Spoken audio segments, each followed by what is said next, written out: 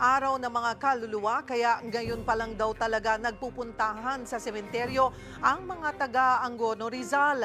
Yun nga lang, ang sumalubong naman sa kanila, baha.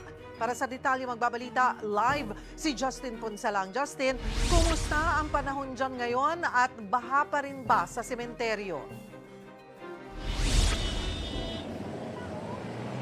Cheryl, every November 2, yun yung tradisyon ng mga taga-Angono Rizal sa pagpunta sa kanilang mga yumaong mahal sa buhay. Partikular dito sa Angono Municipal Cemetery, maayos naman yung panahon, tirik na tirik yung araw. Pero meron nga lang, Cheryl, na ilang mga nicho na nalubog sa baha.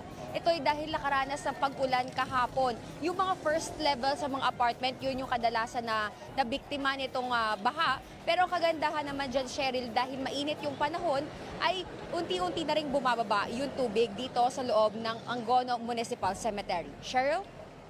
Paano yung diskarte? Kaya pa bang lapitan yung mga nicho, Justin?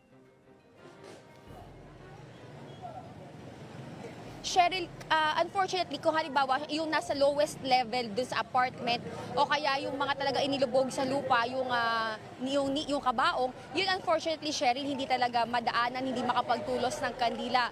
Pero yung iba naman na nasa second level, ang ginagawa, tumatawid sila sa ibang mga nicho para maabot yung kanilang mga yumaong mahal sa buhay at makapagtirik ng kandila. Pero yun nga, gumaganda naman na yung panahon at unti-unti nang bumababa yung tubig. Meron din namang mga nicho na may nakataas na headstone. Kaya yung iba doon na lang nagtutulos ng kandila imbes na doon sa mismong paanan ng mga nicho. Cheryl?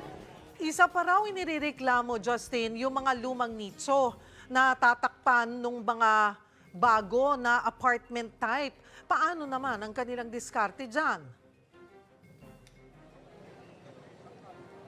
Yun nga, meron tayo isang nakausap, Cheryl, kanina, na disappointed talaga sila. Dahil ngayon yung unang undas na ipagdiriwang nila para doon sa kanilang yumaong mahal sa buhay. Unfortunately, kailangan nilang isingit na lang, kamay na lang kasi halos yung nakakadaan doon sa pagitan ng dalawang nicho, no? Bali yung kanilang nicho at yung nasa harapan nila na apartment. So kamay na lang talaga, hindi makakalusot doon yung tao at pagtitirik ng kandila na lang at paglalagay ng bulaklak na lang yung kaya nilang gawin. Tapos ang ginagawa nila, doon sila sa katabing nicho, doon sila umuupo para lang matabihan para sa pansamantala yung kabaong o yung nicho ng kanilang mahal sa buhay. Sabi nila, wala naman daw silang choice. Although ang pinaplano daw nila, pag natapos yung 5 taong kontrata nila dito, ay maghahanap sila ng ibang mapaglilipatan sa mas magandang lugar kahit dito pa rin sa Angono Municipal Cemetery para lang mas accessible para sa kanya at sa kanilang mga pamilya yung nicho ng kanilang yumaong mahal sa buhay. Cheryl? So far, wala naman bang untoward incidents? So ano-ano ang ipinagbabawal sa sementeryo? At tama ba na pwede pa rin maglinis at magpintura? Kasi sa ibang sementeryo, usually hindi na yan pinapayagan pag undas.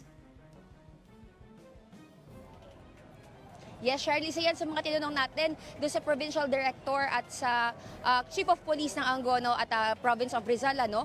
At ang sabi nila, pinapayagan daw ng LGU kasi pagpasok natin dito, kaliwat kanan, yung mga lalaki, yung mga nag-offer ng painting services doon sa mga nicho. At sabi, pinayagan daw iyon ng local government of Angono. So, ang nangyayari, hindi yung mga bumibisita ang may dala ng mga pintura, kundi yung mga tao dito sa loob, yung mga nakatira malapit dito, sila yung nagpipintura. Ang pinagbabawal pa rin dito, Cheryl, yung pagdadala ng mga matutulis na bagay at yung mga flammable materials tulad halimbawa ng lighter. At kanina meron din tayong nakita na sinita dahil meron siyang dalang sound system, mahigpit na ipinagbabawal yung pagdadala ng mga sound system para mapanatili yung pagiging solemn ng undas dito sa lugar. At sa assessment ng hindi ng Rizal, ay posible daw umabot ng 20 hanggang 30,000 yung bilang mga magpupunta at bibisita dito sa Angono Municipal Cemetery. Kahapon umabot ng 2,000 pero dahil November 2 daw talaga yung pagpunta ng mga tao dito, posible daw na mas marami pa yun. And as of now, sa oras na alas 12, ang last count nila ay nasa 6,000 na yung mga nagpupunta sa cemetery. Cheryl? Maraming salamat, Justin Ponsalang.